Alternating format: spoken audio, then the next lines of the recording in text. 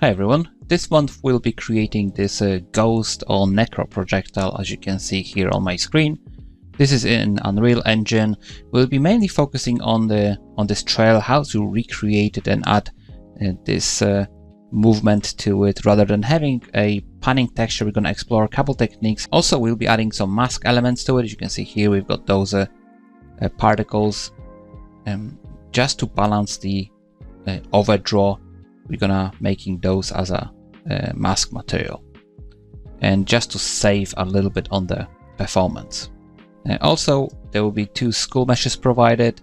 The one is open and that one is closed, so you can pick whichever you prefer. There is vertex color on it as well in the eye sockets, so you can make the sockets glow.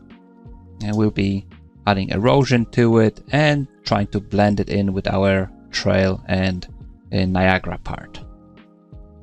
Also, there will be two free content for Substance Designer, and there we're gonna create trails and those soft shapes you can see here, those cloudy looking particles as well. Now we're gonna split the video for Substance into two parts just to make sure we will cover both trails and also those soft particles.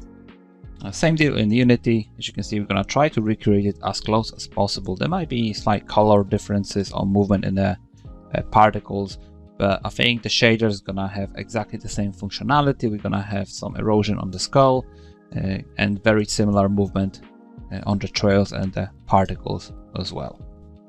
So if you like this projectile, if you'd like to learn from scratch how to create those, you can sign up on 1mafx.com or Patreon if you like, and the content should be there in the week time. All right, I hope you're gonna enjoy this one.